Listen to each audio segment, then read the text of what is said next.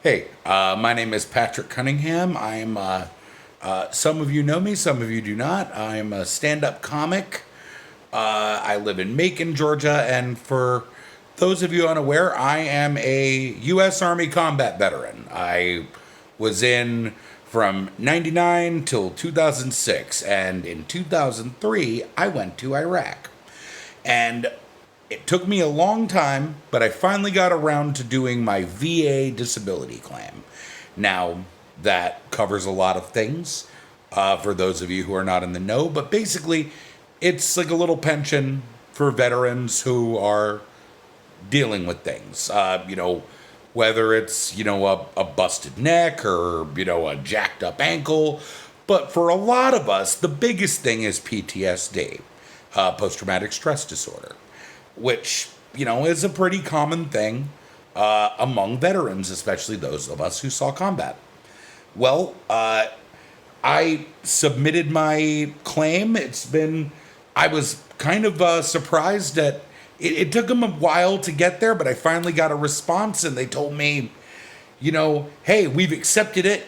And I'm thinking, oh, goody. So now they're going to start sending me on a bunch of, they're going to start sending me on a bunch of, appointments to go get checked out. Well, apparently, when you file for PTSD, this is what what the VA wants you to do. Not the military, the VA, the Department of Veterans Affairs. I received this in the mail today. See, there's their seal, and this is from the Evidence Intake Center. And what this form is, it's a questionnaire where veterans who are applying for PTSD, they want to gather evidence. So this is a VA Form 21-0781A. And on this form, and it is a statement in support of claim for service connection for post-traumatic stress disorder secondary to personal assault. Now, it's pretty standard stuff. Veteran's name, social, VA number, all that good stuff. And then you get to section 2. Date. First incident occurred. Dates of unit assignment. Okay, I got that. Location of incident. Unit assignment during incident. Description of the incident. All right. Now, for some of you, that seems pretty cut and dry, right? Like, yeah, do it. And hey, I totally get needing to do this because stolen valor is a thing. It's a problem. All right, people make up their stuff all the time. But in order to do this,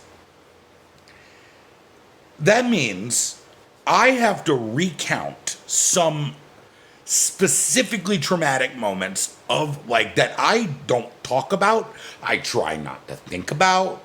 I try not to do anything with at all. I try to put them in the back of my brain and bury them because they're not pleasant. However, I get the need to do this, but let's just start with the simplest thing. Date first incident occurred. By the way, there's spots for multiple incidents, because they know. The date?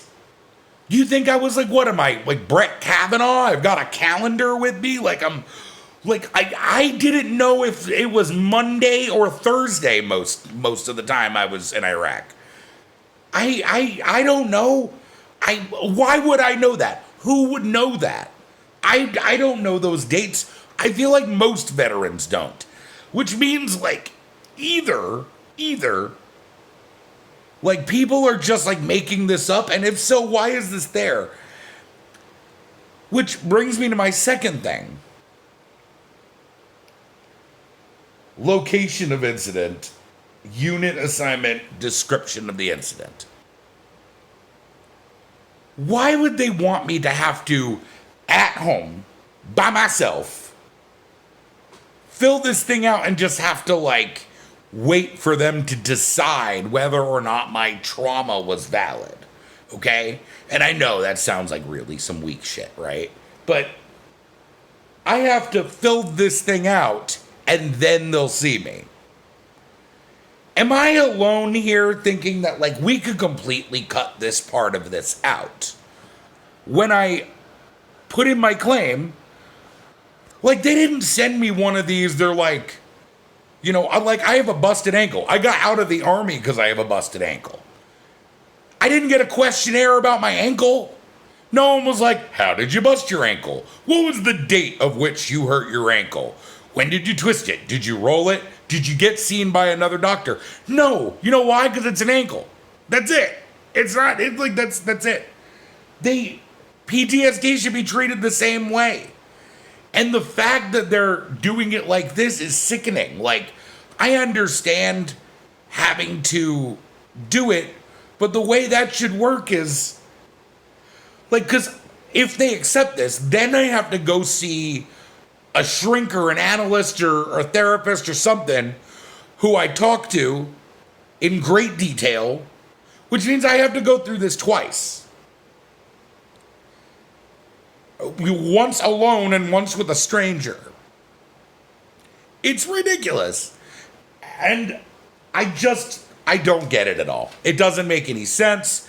And I don't really know why I'm recording this, but I feel like I think what the point of this is that, like, if you have a veteran in your life, or you're a vet, or you know anybody who is suffering, or you just care about human beings, please write to your, like, congressmen and your senators and lobby for them to revamp this process, because that's